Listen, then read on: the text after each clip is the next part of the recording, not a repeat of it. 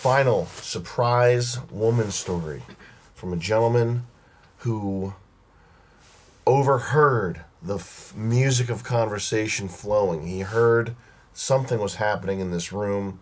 He heard it was about women, and he decided to come commiserate and tell a tale to entertain and inform. Yeah, I was actually just got out of the bath and heard it, and it was perfect. It's been brewing in my mind for a long time. You know, all jokes aside, I've never told this story. We'll start with this, a bit about me. I'm 21, I'm Sam's editor. My main job is a YouTuber. He made her the channel Sandman. MGTOW videos, I produce all of them. Usually keep my identity a secret, but I figured, you know, the topic, I might as well come clean. So here it is, I'm going to lay it all out. This is the Sandman from Sandman MGTOW on YouTube. Sandman MGTOW, that's me. This is the man right here. Doesn't have anything to do with my women's story, actually. Story starts, I'm about 14 years old at a summer camp. You know, like any good love story. I met this girl and I was like immediately obsessed. And it was probably just, you know, my immature mind. It was a fixation. Fixation, definitely. I didn't understand until, you know, years later there's a difference between, you know, love and obsession. When I first saw her, she was like doodling like rocket ships. Is this actually true? Yeah, 100% You were obsessed? True. I was obsessed. From like 14 to like 16 probably. I had this idealized... The same girl? Same girl, yeah. That's crazy. It was my first time I like fell in love. Chemical obsession. How about that? That's crazy thing about you being obsessed with a girl. Yeah. I don't think it would work like that anymore, but you know, when you're younger, the first time it hits really hard. I met her at summer camp. It was a peace camp. It was called Peace Camp, literally. And it was a bunch of like Bernie types around bonfires and talking about how to solve world problems. It was a very weird place to be. Peace camp. I met this girl. She had another sister, but she was the one I had my eye on. Is that why you became indoctrinated? That's why I'm so peaceful. That's why you are the way you are? That's so why, crazy, yeah. I went to peace camp, was indoctrinated successfully, never hit anyone, regretfully. This girl, she was doodling. I was like, oh, she's the artsy type. She's like sitting alone by herself, and she's probably really sensitive. I like hung on this girl's ankles like probably the entire week and was like drooling over her, and never got any resolution, but it was very sweet at the time. It was like, oh, we'd hang out and there'd be fireflies throwing frisbees at night right before everybody has to go to bed at camp. And she was like, never seen a girl that pretty at the time. I leave camp.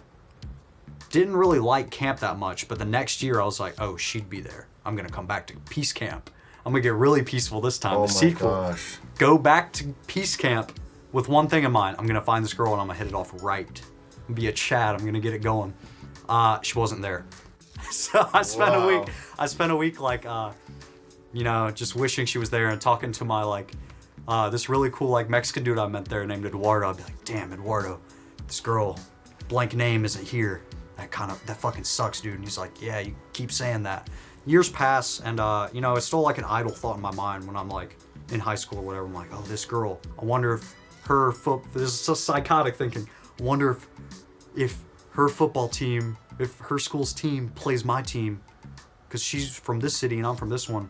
Maybe she's on the band and she's marching or something. Maybe I'll see her again.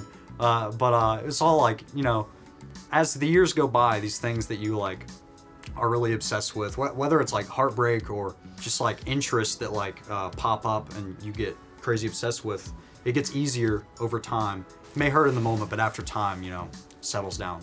And then it did settle down for me, you know. After years, I wasn't thinking about it that much. You know, skip to a couple years. I'm 18. I have my first car, and of course, like a retard. What was the car? Same car I have. Oh, the Jeep? 1996 Jeep Cherokee. Oh, yeah.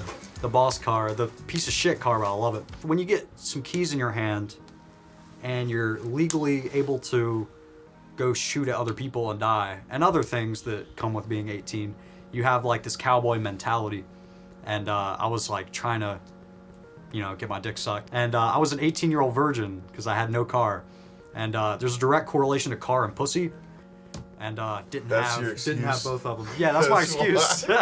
Yeah, it was only because I didn't have a car. Oh, that's man. the only reason. But I'm 18. I'm swiping through Tinder like a fucking retard. Wow. And because you know I hadn't had any gash. I'm trying to get some. Tinder. Guess who I see? Oh, wow. The love of my life, this girl. And I was like, no fucking way. The stars are aligning. I left her a super like, because you know I saved those for the bombshells. Gosh. And we matched, and I started talking to her. And I didn't I didn't say, hey, do you remember me? Because I was like, maybe, she'll say it to me, and then we'll, like, reunite, and everything will just be perfect. Like, I imagine when I was fucking 14 years old and retarded. End up going to her house, and the reality, like, the picture that you have in your mind of this, like, perfect little princess, 4 years of, like, road wear. The reality is, like, an apartment with, like, one couch and, like, a TV on, like, a fucking Rubbermaid. And, like, probably fleas, but definitely animals.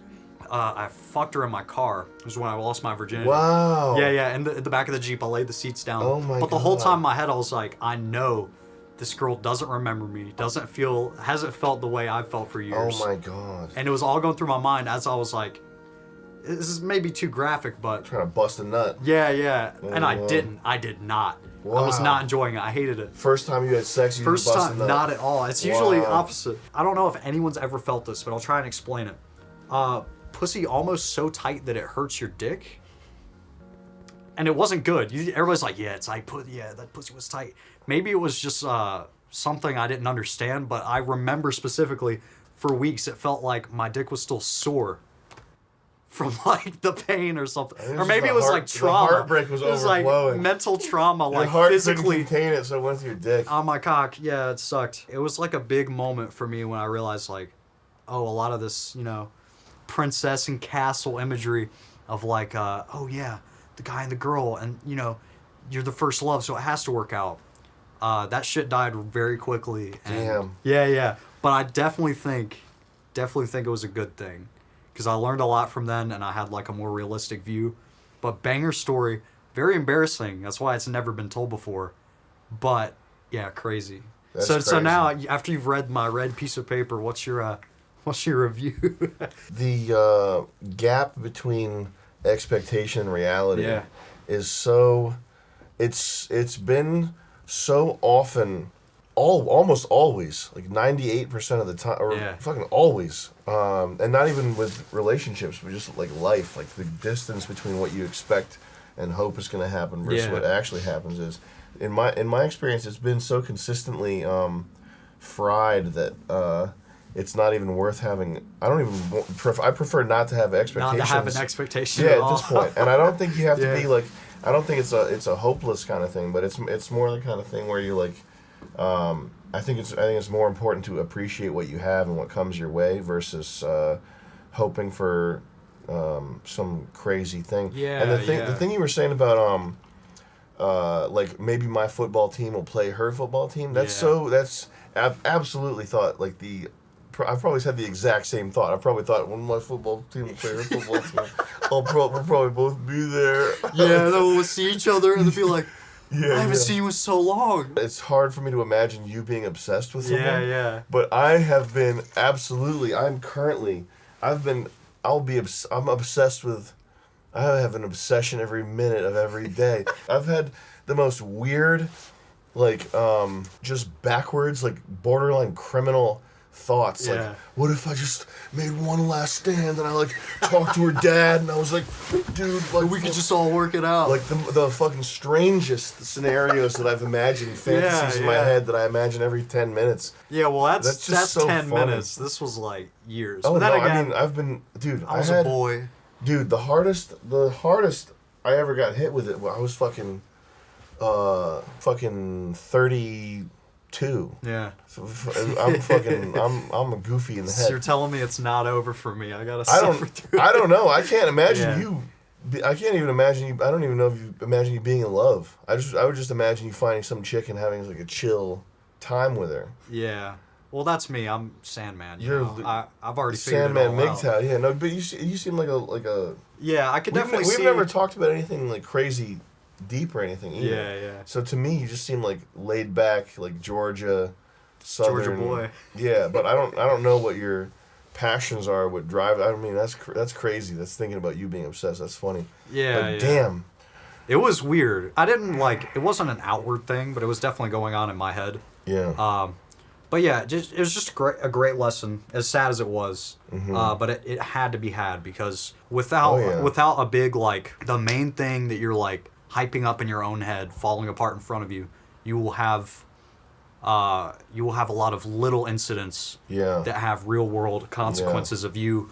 Where life doesn't match with your like what you feel like you deserve, and what sort of movie plot you have Exactly written in your head. And that's what it was. It was a movie plot. Yeah. But the story is almost a movie plot in itself. It's pretty funny how it all worked out. Yeah, yeah. But I think Alan Watts, or one of the great psychedelic troopers, would say it's all synchronicity. It was meant to be that way. And it all clicked to learn a lesson. It wasn't like heartbreak. That was another sad thing. When I met her, it wasn't heartbreak I felt. It was just like disappointment and disgust. I wasn't like, oh man, I feel so bad for myself right now. I was like, damn, I just had this shit twisted. Yeah. You know? And it was kind of over as soon as it started, but glad it's over. Damn. And glad you read my rectangular red piece of paper in Arial 12 font. I'm not a person. I'm just another page. Another stack story of for the collection. And with that, we all are. And with that, I'll float away. Thank you. Thank you for reading me. We all get wiped out by a drone in the end. We all get wiped out by a drone. Some of them military, some of them consumer. Yes.